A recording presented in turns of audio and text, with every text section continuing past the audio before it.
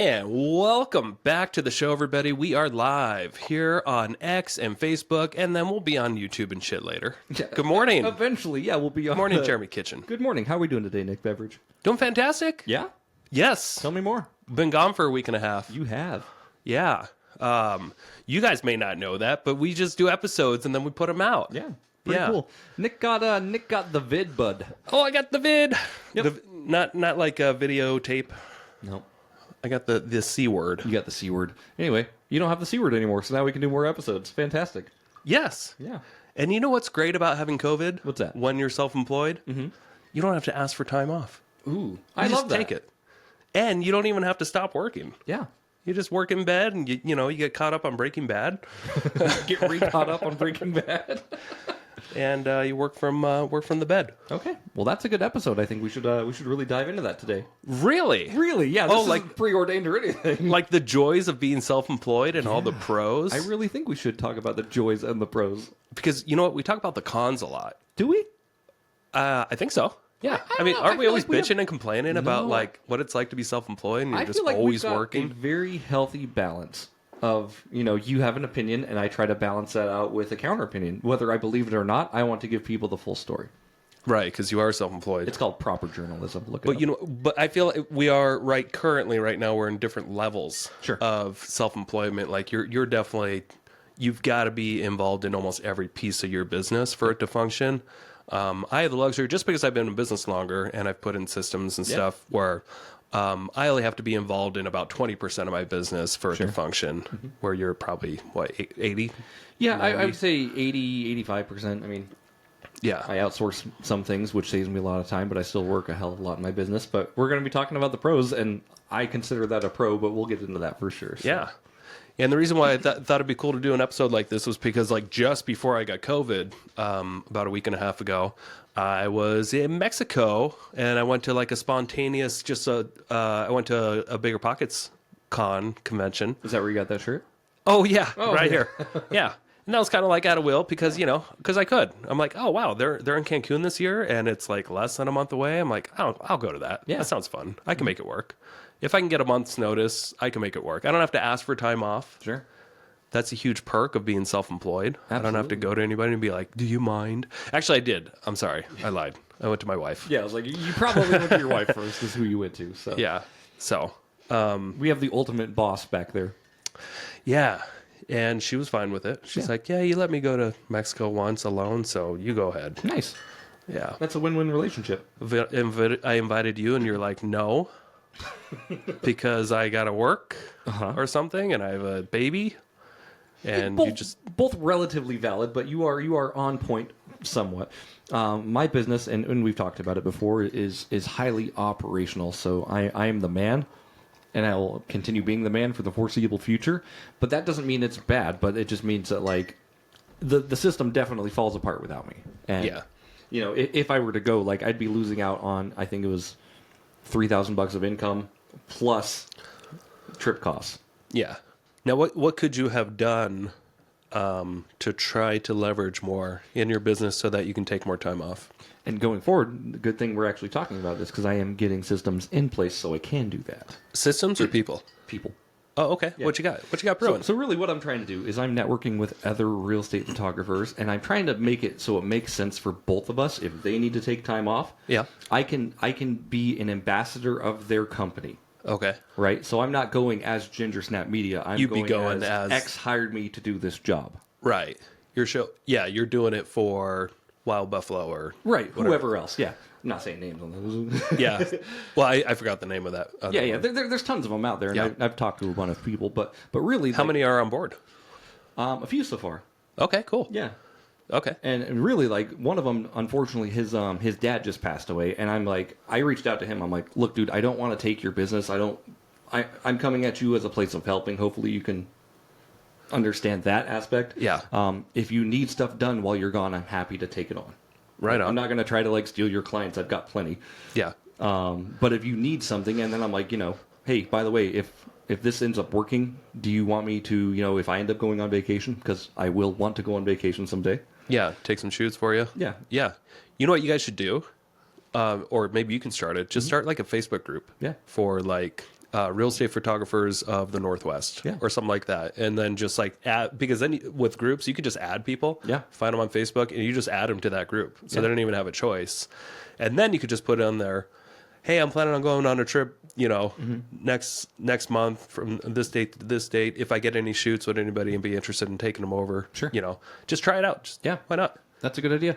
Yeah. And that was kind of the gist of it, like if it just tries out and it works, I want to find somebody who means well as I do coming into this and not trying to, our clientele is our lifeblood, of course, right? Same with your business, right? So like you Quality kind has to be on spot. Quality has to be on spot, and you kind of hoard your clients. I want to share the business and I want to grow the business with other, real estate photographers, but my clients are the ones that ends up paying my bills at the end of the day.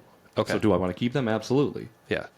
And that's where it just kind of gets tricky, and we're working out the schematics of it. Okay. But yeah, that's kind of in the works right now. So just trying to figure out how I can take vacations, and you got to let go of some of that control. You do. You got to take a little risk. Yep. Yeah. And I'm okay that's just my opinion. Yeah. And you are absolutely right. So because things are never going to go perfect.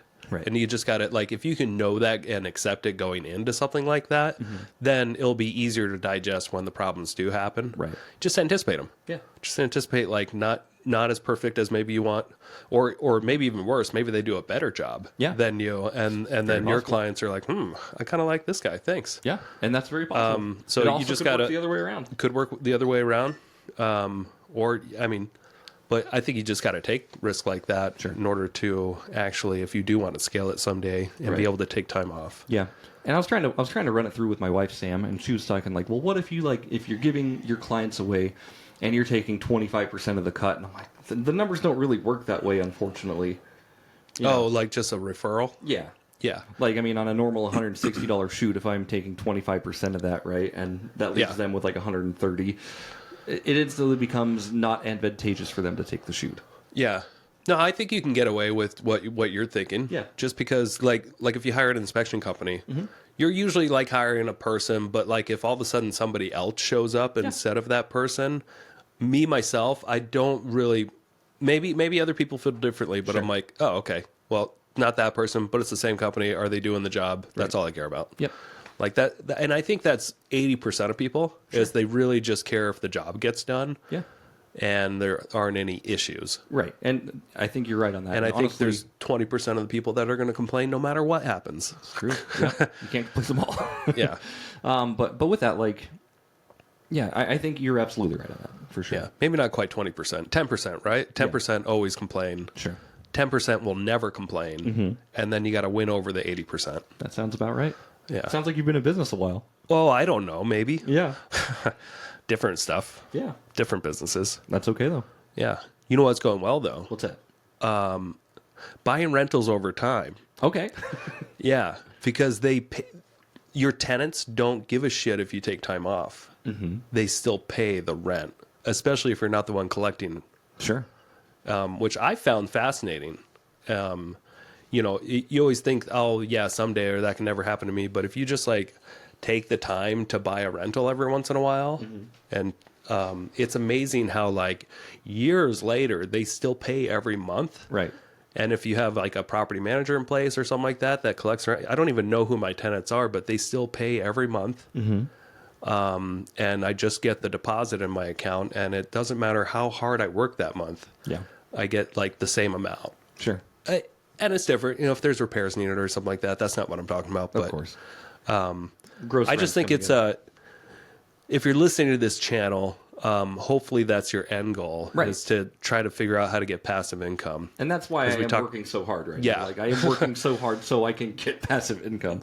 Yeah. And I think it's joyful. I think it's love. I've fallen in love with the grind of what I'm doing. Yeah. And that's part of being self-employed, right? It's not for everyone, working 80, 90 hours a week, but I fucking love it. Yeah. Some months I work way harder than others, but I just thought it'd be cool to do an episode like this today because I just reflecting this morning, I'm like, man, I haven't really been doing much for a month. And looking at what I'm getting paid still every month, I'm like, it's nothing has really changed income-wise by much. Right. I'm we should probably talk about this. Absolutely. Just stick with it, Yeah. As far as if you're growing a business, continue to try to implement, innovate, try to never be in a position where you have to always be there, Right. or else the income stops. Yeah, it's true. You know. Anyway, going forward, you're planning on investing still, right? Oh, If you 1,000%. have you found any passive income investments yet, other than doing hard money loans? Yeah, and that's not really, I mean, that's passive to a point, right? I wouldn't Yeah. even call it passive because it's not permanent. I think passive and permanent go hand in hand. Short-term loans like hard money loans or like little bridge loans that I do, like those have a means to an end very quickly. Yeah. So, I mean, yes, you get passive income for the 6 to 12 months you've lent out the money, but Yeah. what's your problem? What's your plan after that? Well, you just keep doing it. If you keep reinvesting, you'll make more money, right? If you Yes. reinvest most of the Yeah.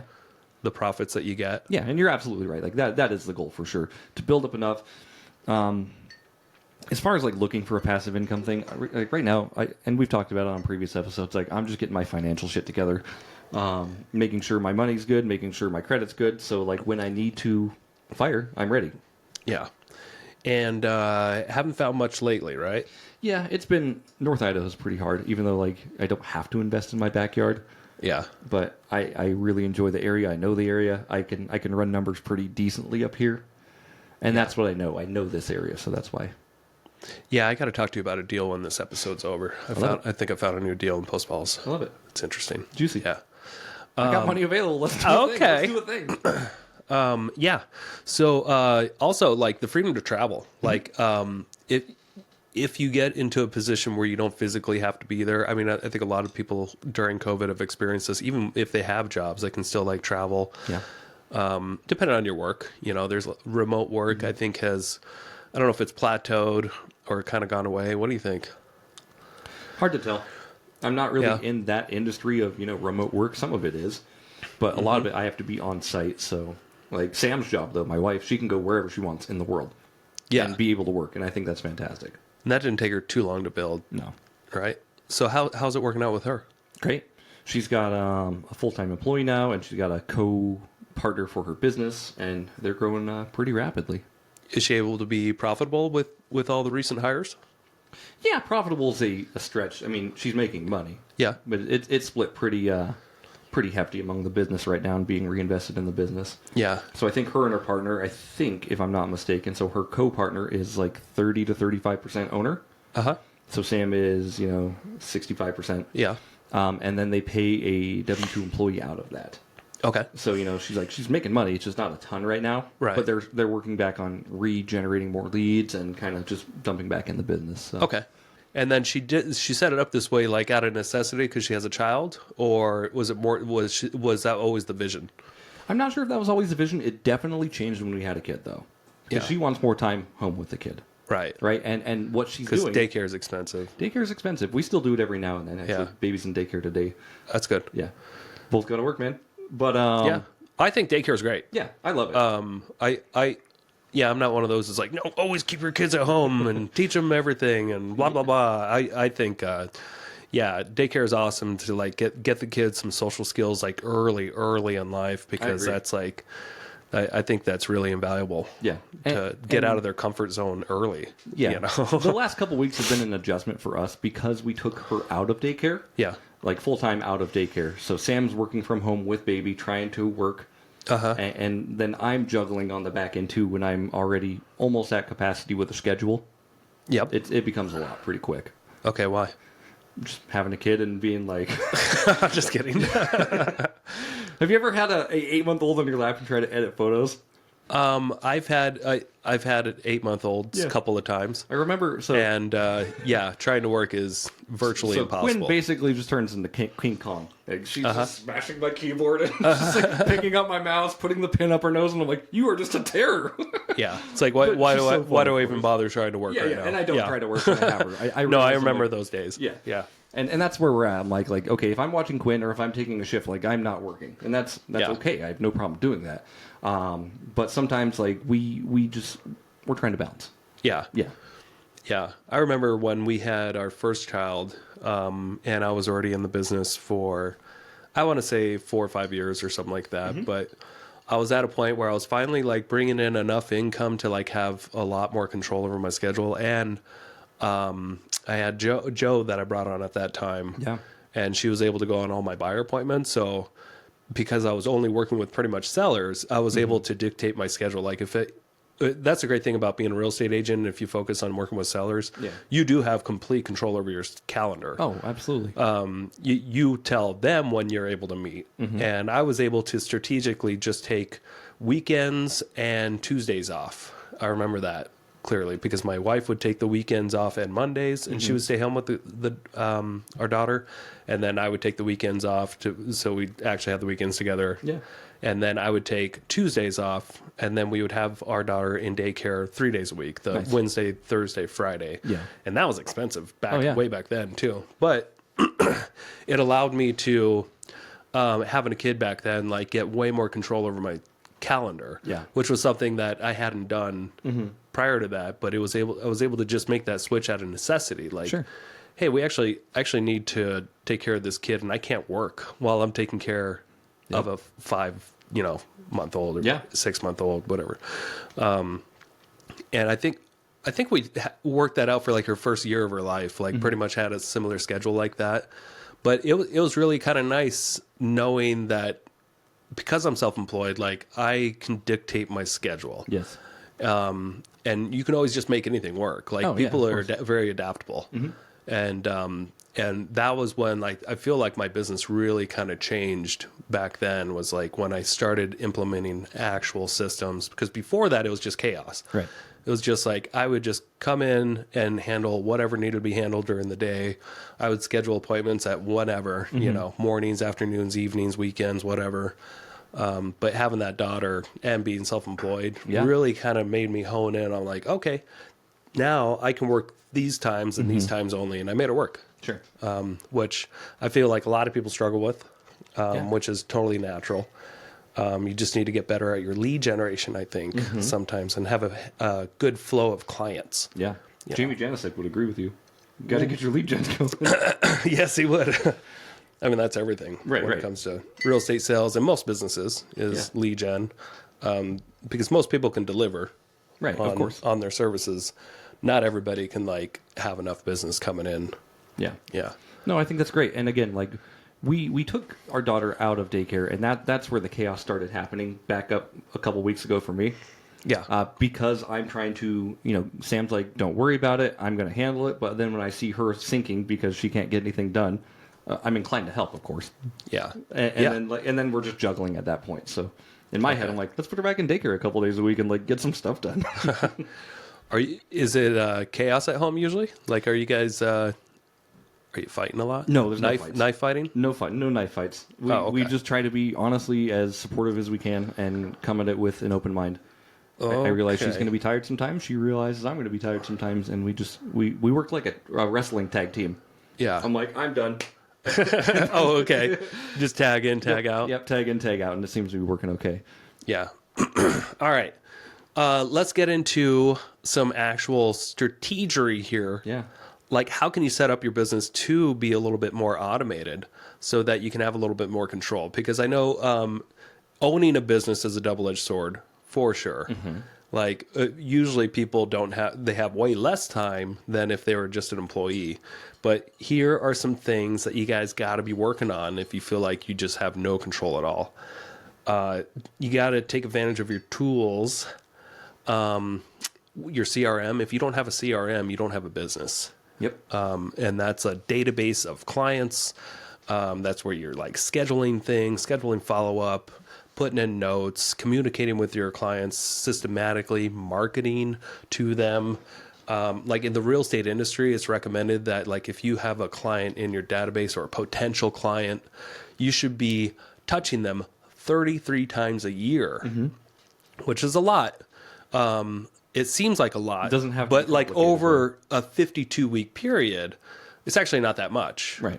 It's very sustainable, but you just got to have systems in place to deal with it. Like every new person that you meet that goes in your database, how can you automatically set that up? And there's lots of tools and templates for doing that, but you've got to do it to maintain a healthy pipeline of like when people are ready to work with you, that they actually remember who you are. Right. Because if you're constantly reaching out with a series of emails, mailers, phone calls, text messages, social media, that kind of stuff, that's what you got to be doing these days to constantly reach people, to remind them that you're in business to serve them when they're ready for X, you know, whatever that is. Yeah. Like being a realtor, people aren't always ready. You know, people only buy and sell a house on average every 5 to 7 years. Right. But we know that almost everybody knows at least 5 or 7 people that are going to buy or sell a house in the next 12 months. So if you can have enough people in your database that you're, you know, constantly reaching out to, and not in an annoying way, right, but just reminding people that you're an agent, you're going to have a lot more opportunities for referrals. Yep. So anyway, using a CRM regularly is something that's so important, and that's something that I did early, and that's what made it possible for me to bring on help. People could just dive into my CRM and be like, oh, we need to follow up with these people here. Here's all their emails. Here's notes from Nick when he worked with them in the past. It's important, right? Oh, absolutely. Are you doing that yet? I don't have a CRM, but I do try to touch my people in a figurative way quite often. Yeah. But I use social media for my... Pretty heavily, right? Pretty heavily for just reaching out, engaging with agents, and just letting them know that what I'm doing is beneficial for them. Do you have emails that you send out monthly or weekly or anything like that to your agents? I'd recommend it. Yeah, I need to. It's on my list actually to do at home. Okay. I need to Send out update my specials? terms and conditions, saying like when you sign up and you agree to my terms and services, you agree to be marketed to, because there's Fuck that. There's a legal way to do this. Okay, I know. All right, shut up. Okay. I got to tell you. And if you're out there thinking the same way, fuck you. Shut up. Just send the fucking emails. They can unsubscribe. People don't need you don't need to ask for permission. Okay. Hey, quick commercial break here. Thank you so much for listening to this podcast. I really do appreciate it. If you want to give back, let me help you buy a house, or I can help you sell a house. It's the only way I make money when I'm not investing in real estate.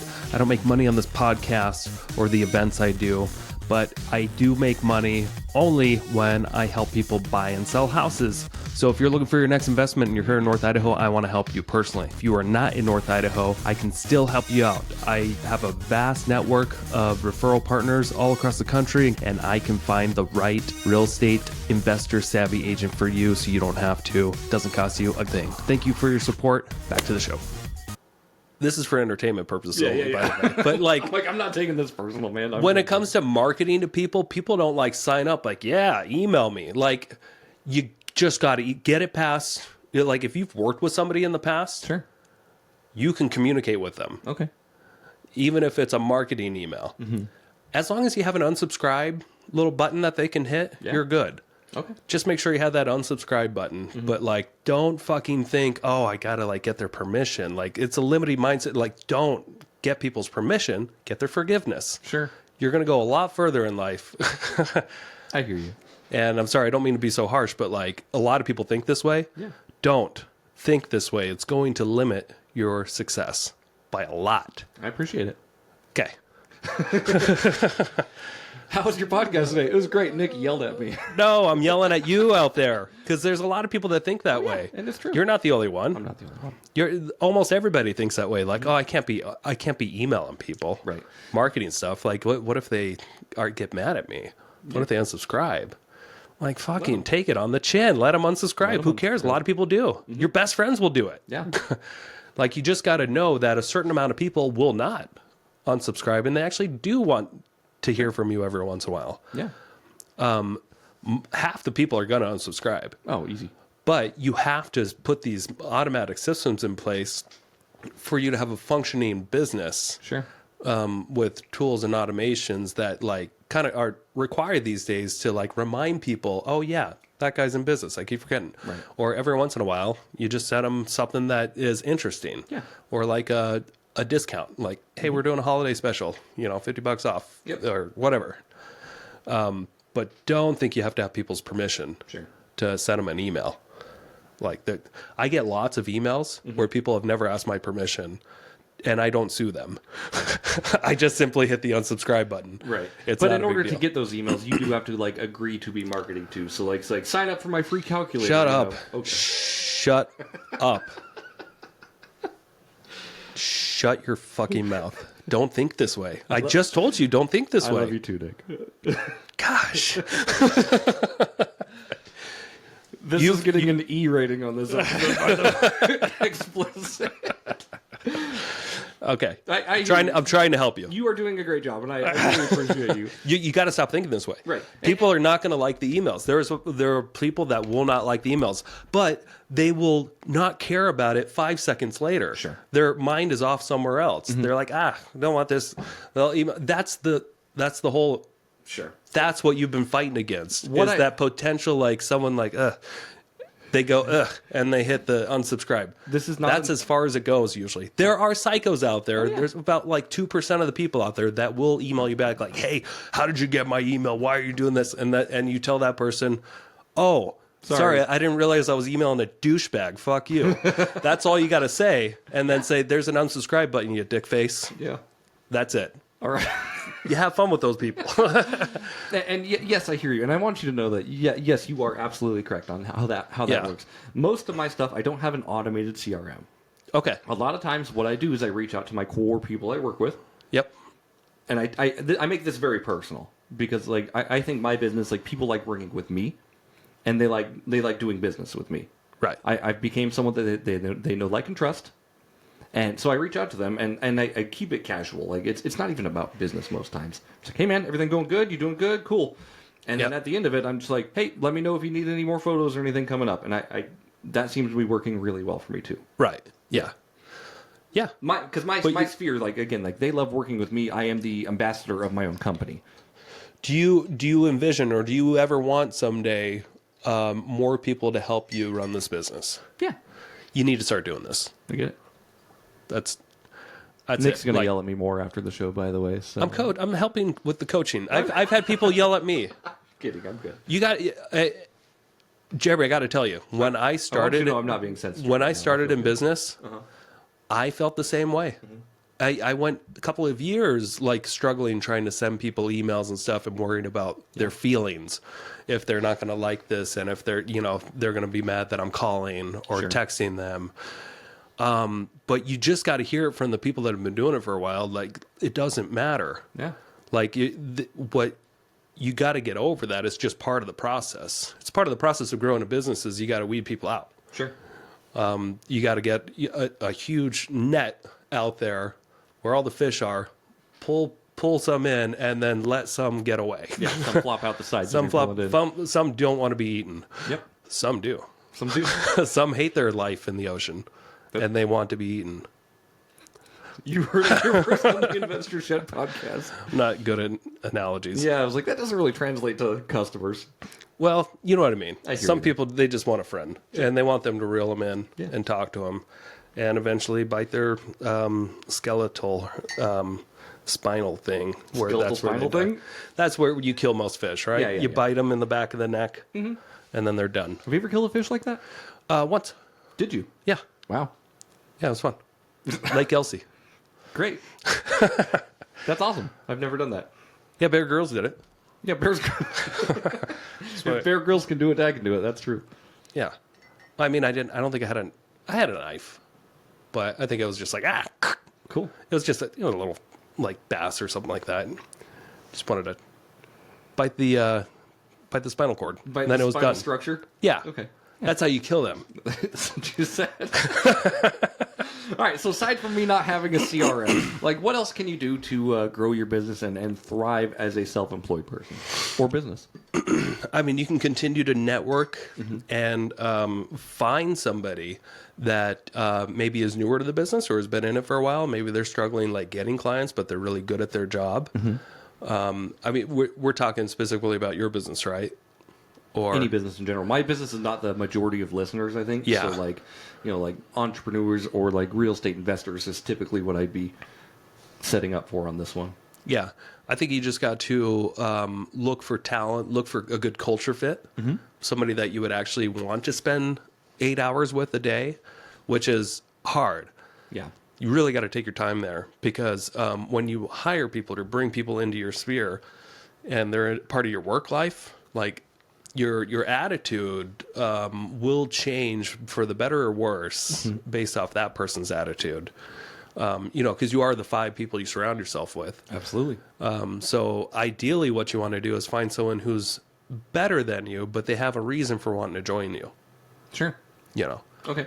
Better than you in some aspects of the job, obviously, that they are hired for. Right. How would you go about creating like a winning culture? Like if you were to build a business from the ground up, what would you do culturally that would make sense and make people want to join your team? Well, I think I'd have to go to places where I would want to meet the people, like go to a particular place where I want to meet like-minded people. Sure. Where are people who are doing this hanging out? Yeah, so in my business, the networking groups that we put on, we put on real estate meetups where people actually go in their car and they drive to a place, and instead of just listening to Bigger Pockets or something like that, they actually go to a physical place after hours and meet up with strangers to talk about real estate. And maybe learn something about real estate. Like, those are the psychopaths I want to deal with on a regular basis, because that's me. Like, I've got that obsession for, financial freedom and stuff like that. And I know real estate is like my path. That's what I really enjoy and want to do. And if I can surround myself around other weirdos like that, then I find a select few of people that actually kind of need to be on, or want to be on a team. And like with my real estate sales business, like they have a desire to be a real estate agent, but also to invest in real estate. So there's that criteria. And then also, do they fit like the culture? Are they like, could I get along with this person? Is this someone that I would want at my house, hanging out with my kids, and hanging out with on a daily basis, because it's going to be more than just work. And then the actual skills can be taught. So I believe it's like you got to find somebody with like-minded goals as you, find them in a like-minded space, and then somebody that you can actually be friends with, and then you can always teach skills to the right person, I believe. I believe so too. Okay. So that's how I go about it. In other industries, I'm not sure. Maybe something similar. But I think it's going to have the same similar gist of, you find people you vibe with, you find people that trust you, that want to grow with you. That's important. And you see how you can benefit from each other and help each other along the path. Like you have to have that, like, I'm going into this as a cog in a bigger wheel. Right? But my cog is a very important cog. Right. What's easier is figuring out what you don't want to do. And what you don't want to do is just hire anybody that says they're looking for a job. And that might sound weird. Like, what? Well, if they're looking for a job, wouldn't you just hire someone who's looking for a job? Not always. No. You got to, someone who's looking for a job, that's a red flag in my opinion. Like, wait, hold on. Why are they not working already? Like, what happened? Why are they? And everybody has their reasonings, but like, someone who's actually out there actively like looking for employment, who's not already employed, you got to figure out what happened there. Why are you not insured? Your insurance doesn't check out, my friend.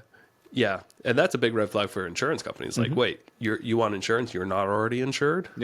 Like that's a red flag for them. Isn't that weird? So shouldn't be a red flag for you.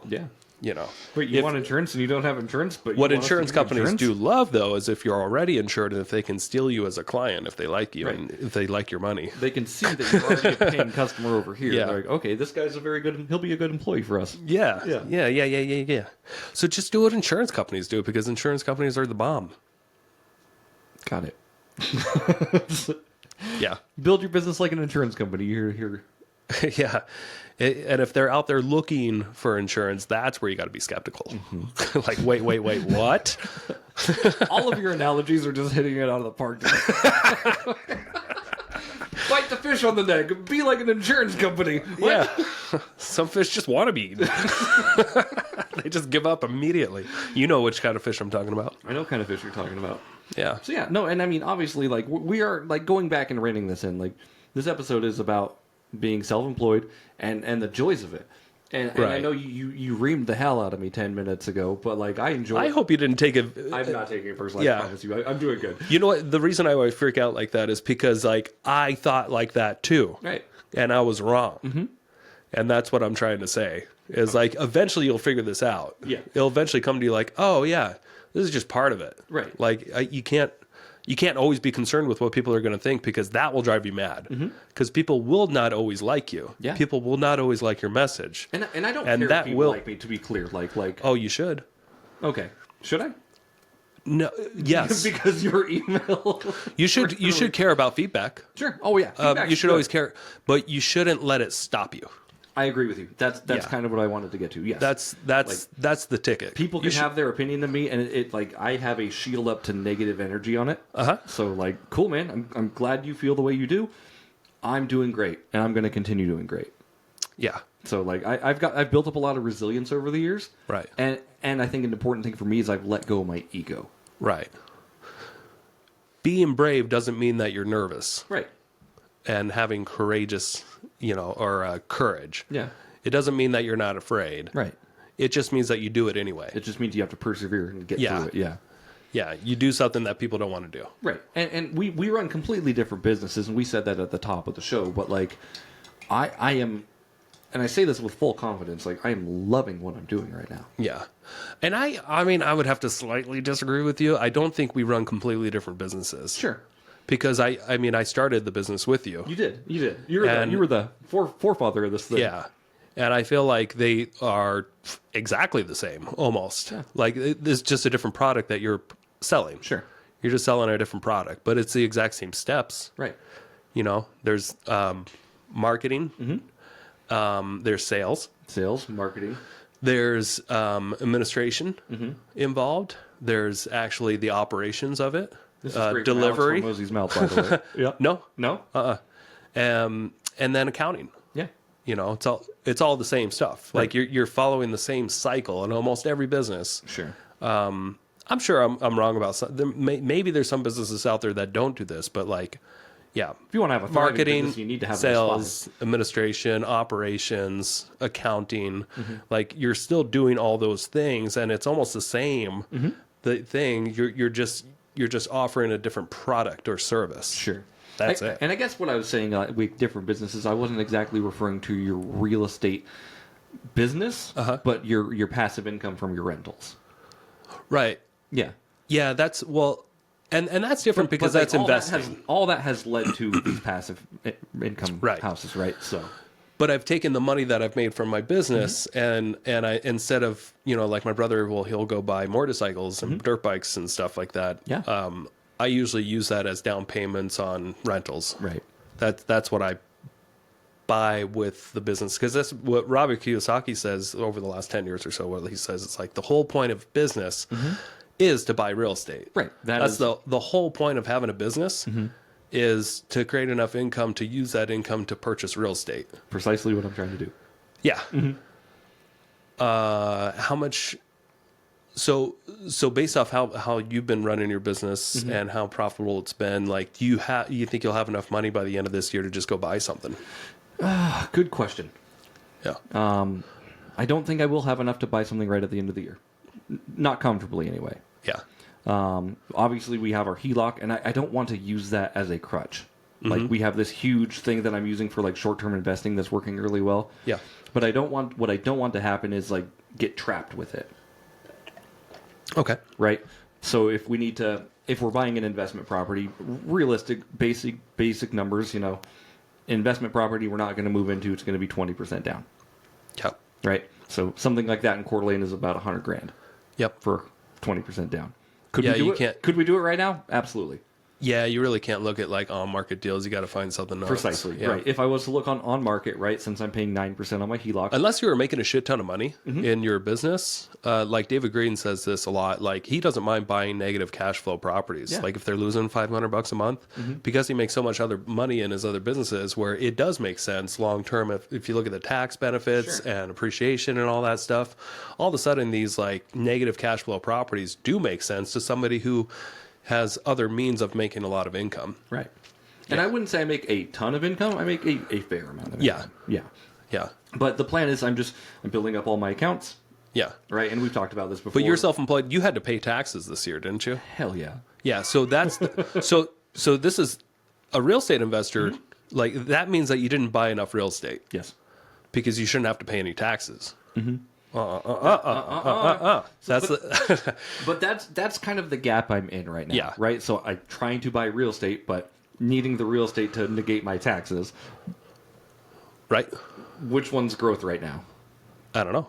And exactly, you don't know. So like right Yeah, now, I don't know. I don't know your whole financial situation and In all my the mind, moving it thinks parts. like- You know all the moving parts. I feel like I know all the moving parts. I've got a pretty good head on what my financial situation looks like.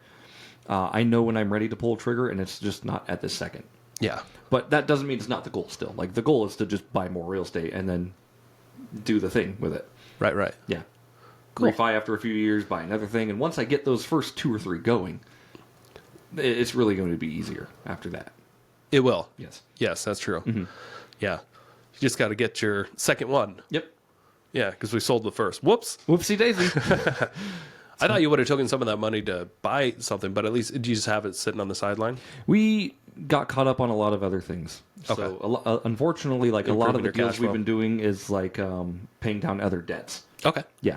Yeah. And again, just getting ourselves better equipped. Like my credit is fucking almost 800 right now, which is Ooh. pretty cool. Big boy. It's all We're in right. the 800 club. I'm not quite. It's almost 800. It's like 794. Well, that doesn't matter. Yeah, anything over like 740 is excellent. Yeah. Yeah. No, just trying to do that again and build up my investment account so I've got all this money saved for things that are happening and IRAs. Just Yeah. getting the funnel set. Remember when your credit sucked? Yeah, I do. Mine too. Yeah, we weren't very irresponsible in our early 20s. I went bankrupt by 26. Yeah. Now look at like- you. Yeah. I won't be Biting bankrupt. Yeah, I know. I won't be bankrupt for another couple of months. That's great.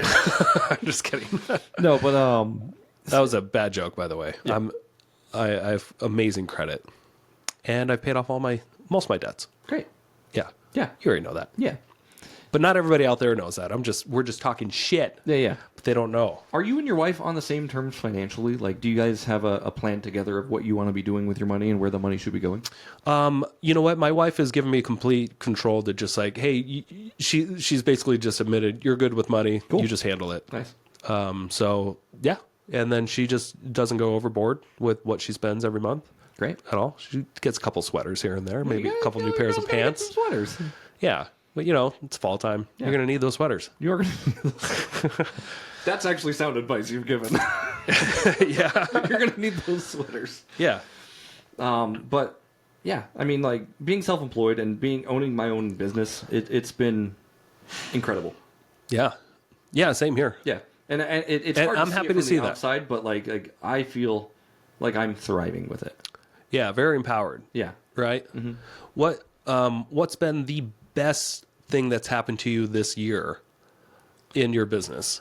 Man, I can't pin just one thing. Yeah, but let's say the top 2 things that come to mind. Top 2 things. Just the knowledge I think I've gained along the way. Okay, that's very underrated. Right. So like Yeah, just gaining the knowledge, you like knowing how you can create a lot more in the future. yeah, and knowing Yeah. how I can create more and figure out how to mitigate taxes better. And we talked about this too, but like when I started as Ginger Snap and rebought the company, Yeah. I was just a single member LLC. I was like, woo, I'm in business. Yeah. Woohoo! Look Uh-huh. at this. And then Mr. Taxman's like, hey, all that money you made last year, you owe me. Hadouken. Like a lot of fucking money. Yeah. So $10,000 tax bill later. And this Yeah. year I'm like, okay, how do I fix that? And, through research and just networking and talking to people, S Corp, because I'm making more than $50,000 a year, Yeah. is the way to go. Yeah. So my Did you get that taxes- fixed? Yes. Oh, right on. Yeah. We're taken care of. Okay. I get a paycheck from myself every 2 weeks now. Yeah. We're talking about all the pros. I guess we should talk about just a couple of cons. Biggest biggest elephant in the room. Uncertainty. I would debate a separate case for this, but I'd love to hear what you have to say. Well, this is what a lot of people have challenges with. Like they just like you're dealing with uncertainty. Like your income is never regular. You could have a month where you make zero money, but you still have your bills every month. Yeah. So how do you deal with that? It's a really good question. I'm going to take the other side of the fence and say, if you have a W-2 job, is everything certain? Is it certain that you will not get fired next month? Is it certain that your hours will not get cut next month? You sound like me, like a few years ago. Yeah. So I'm letting you know, like, clearly, like, we're pro owning your own business. You can be certain about your potential, right? As when you're self-employed, and certain about like your skills and what you need to do to make money. And you can always turn things around in the ninth inning. Sure. And here's the thing: nothing, as an employee, you're just on the clock. Nothing is guaranteed. Yeah. Like, your job is not guaranteed. It's not guaranteed if you make money. The cool thing I think I've learned, and I was getting to this point, is the ability to make money. Yeah. Like, I know how to make money. If this business fails, I know how to start another business that can instantly start making me money. I've got 2 or 3 kicking around. I'm like, if I have time, I'll just start those 2. Yeah, isn't it awesome? Yeah. Like, I'm never going to be worried about bills because I know where money is and I know how to get it. Grant Cardone. Who's got my money? Who's got my money? Remember that? No. Oh, okay. He's always like, who's got my money? I'm Grant Cardone. Scientology's awesome. You sound exactly like him. Who's got my money? Who's got my money? Check out my jet. I love Grant Cardone. I don't know. Yeah, he's a great guy. Yeah. But, yeah, like, you're just talking about uncertainty. And yes, you are right. Like, if you're in a sales-specific business, it can be uncertain during certain times. But like you said, if you're getting all these systems in place with your CRM and your people and your marketing and sales, you shouldn't need to worry about that. Yeah, you should always be worried. Sure. But, and what you do, like, what you see in your business today is reflective of what you've been doing and the work you put in 6 months to get there. Yeah, that's something that a lot of people don't understand. Right. So until they've been in business for a couple of years, you have no clue that, like, the money that you get typically, like in the real estate world and stuff, like maybe in other businesses too, but it's because of all the activities that you did 6 months ago. Yep. So if you're having a bad month, just look on the calendar. What were you doing 6 months ago? Yeah. Were you making enough phone calls, sending enough emails to your database? Were you right. All that stuff? Like, or were you taking some time off? Yeah. Or were you just unmotivated? Do you think your calendar is going to be messed up in 6 months because you took a week off and you took another week off with COVID this week? I haven't really had problems like that in a few years, right? Because I don't like. I have a structured lead generation process that doesn't stop. Right. So we do these monthly REI meetings, first Thursday of each month, where I get face to face with at least 30, sometimes 60 potential clients every month. Yeah. And I show up to that every month. Sure. And if that's the one thing I do, I still have plenty of business. Oh, yeah. I still have to do more. I still have to follow up with people. I still have to try to make income out of it. Still have to, help people find and sell investment properties. But the fuel's always there. Right. Every month because I set it up there. A lot of people don't have something like that. Yeah. So that's the one thing I think people should focus on if they're struggling in business is like, what's your one thing that brings in a lot of leads that you can do consistently on a regular basis where you don't even have to think about it anymore? It's not hard. You just show up and do it. Yeah. And that's what I think a lot of people are missing. Yeah. And I think something that people are missing too, that maybe they've started their own business is, in the beginning, you definitely have to have your foot on the gas. Oh, yeah. Like, you can't for just like a year or two. You can't just like work for an hour a day and be like, oh, I'm going to go dig around and play Xbox. Well, you can. You can, but it depends on how hard you worked the hour before that. Right. You can reward yourself. You can reward yourself, but what I'm saying is like being a self-employed person in business at the beginning it's a hell of a grind. Yeah. And like if you want to like dig you out of the hole, you got to put the work in to dig. Mhm. And you're going to have roller coaster moments where you've done all this work and you think you're going to make all this money and then all of it like just falls apart and you're like, what did I just do that? That was months of work. What do I do now? Yeah. You just keep doing it. Mm-hmm. Just keep grinding. Keep getting your reps in. Yeah. As they say. Yeah. Don't miss leg day. Don't miss leg day. Don't ever skip leg day. Don't ever skip leg day. I've been skipping leg day for a year. Have you? Yeah. Wow. I mean, I go hiking. That's kind of that's walking, but I need. I you went need to F45. put more weights on your legs. That's how it works. Yeah. Yeah. I did a new workout this morning, so my hammies are sore. Oh, your hammies. My hammies are like, ow, shaky. What'd you do? I went to F45 with Hillary for the first time. Nice. Yeah, did one of those 45-minute classes where you're just like in a bunch of pods doing different weight exercises. I got so sweaty. Yeah. Ridiculously sweaty. Nice. So sweaty, I was upsetting the woman behind me that was kept like going to the next pod, and I didn't realize, I had to wipe down my thing. I was like in a panic. I'm like, there's so much going on. What do I do? And I was just like going to the next pod. But apparently I was pissing somebody off behind me because I was such a sweaty person. Oh. So you didn't learn from Planet Fitness to wipe down your equipment when you're done with it? It's different. Okay. It's like your time, like you have 5 seconds to go to this next spot, but I didn't realize, like I didn't see anybody else wiping anything down, but I was the sweatiest, I guess. Sure. They'll give you an award for now I know. Yeah, most sweaty person. I mean, it was my first time. You're going to suck at the first time. Yeah, you're going to suck you at do. the first 10 times you do something. Yeah, so next time I go, now I know to wipe down my little... And it's only like 2 things out of these 12 pods that you have to actually probably wipe down if you're sweaty. It's not everything. That's a very good point you said. You're going to suck at the first thing you've ever done. Yeah, you're always going to suck at something. You're always going to miss stuff. It's the first time I was there, so this translates into business really well, and that's why I wanted to get into it, right? Like, I remember specifically the very first photo shoot I went on for Ginger Snap. Pretty bad. You were there. Yeah, the green carpet, like lake house. Yeah.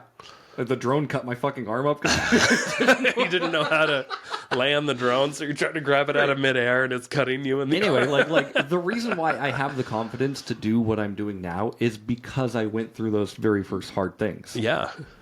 And it was I will say on record, like, it was nice having you in my corner being encouraging, because I think if I would have done that the first time without any you kind of... quit. I probably would have been like, this isn't for me. Right. I would have been like, I don't know what I'm doing.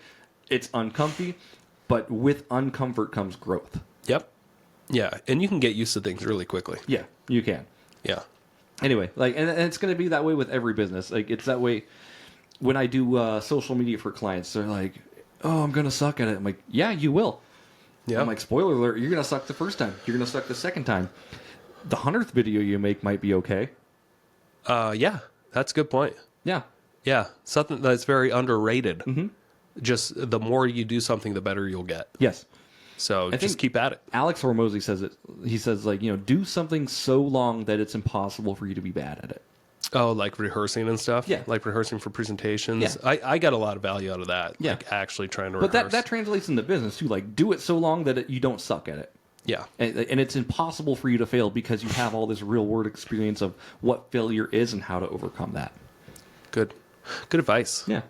Good advice. Thanks. Well, thank you. Thanks to everybody for listening.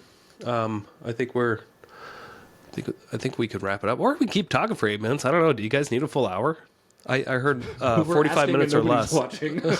No, I think we have live people that we're not paying attention to. I couldn't tell you. We're in the system for Riverside, and it doesn't tell us who's where. What do you guys think of our new poster? Prof. A lot of pregnant women on that board. Yeah, pretty nice. Yeah, like it. We went to a Prof concert. It was good. But going forward, and I guess we'll wrap up with this. Like, so going forward, like, what have you learned this year in business, and what are you going to be implementing going in the future? Yeah. So this year, I've learned that I can be more. I can dig deeper on each deal. Instead of having to, want to flip every house that I see. That's a great opportunity. That makes sense. The biggest thing I learned was, I can just give that to an investor in my database that has been asking me to flip a house. Yeah. And like, I can just hand it to them on a silver platter and just make a commission.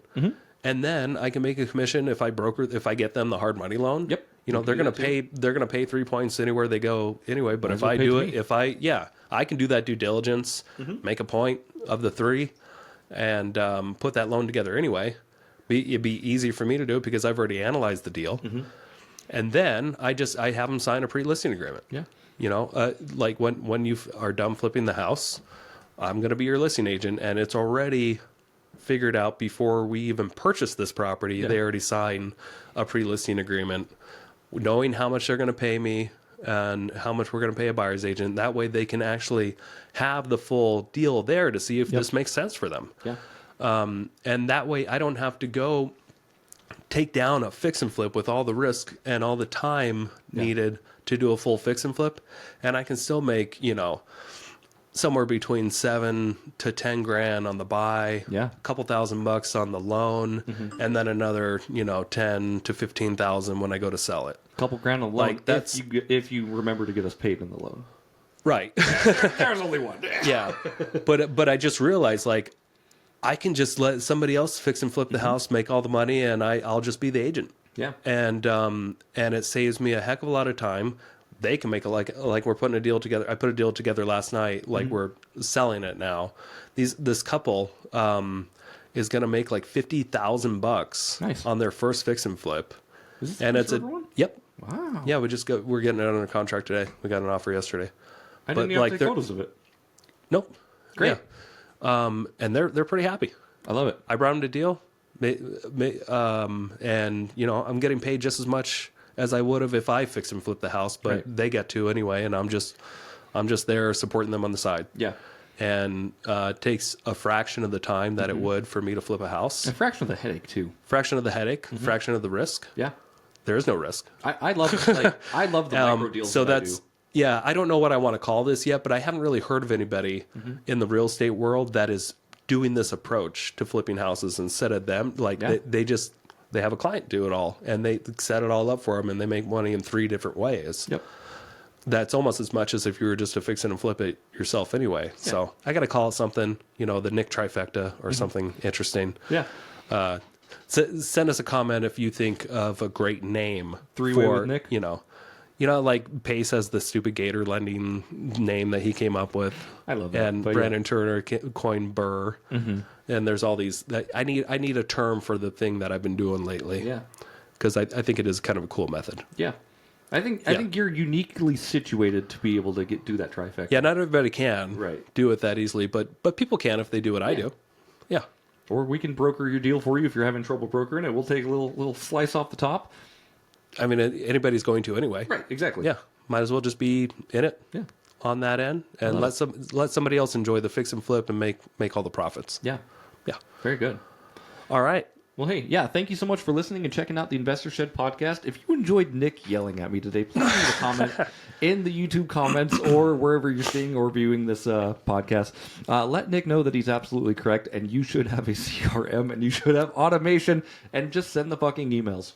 Yeah, good point. Well, thanks, Jeremy. Thanks for. I know he's mad at me, and we're probably not going to see each other for 2 weeks because he's going to be upset with the way I behaved today. I bet you money that I don't cancel Friday's podcast, and you do. Why would I cancel it? Is it because we have podcasts going into like December now? You usually are the one to cancel. Yeah, that's true. But you've canceled in the past too. Not as much. Not nearly as much as I said do. Usually, I did not say always. Yeah, but half the reason is like, dude, we're like so far in the future, we should probably tone it down a little bit. Yeah. Okay, we'll just keep doing them. Keep going, man. All right, guys. Thanks for hanging in there. I know like 3 of you are probably listening still at this point, and we love you. Yeah, we'll see you on the next one. Don't forget to eat your pancakes if they have protein in them. Bye. Thank you so much for checking out the Investor Shed podcast. If you enjoyed your time, make sure to leave a 5-star rating and review on Apple Podcasts and Spotify. Follow along on YouTube, TikTok, and Instagram at The Investor Shed for shorts and promos about each episode. Do you want to be a guest or know someone who has great real estate investing advice and stories? Reach out to us at theinvestorshed@gmail.com.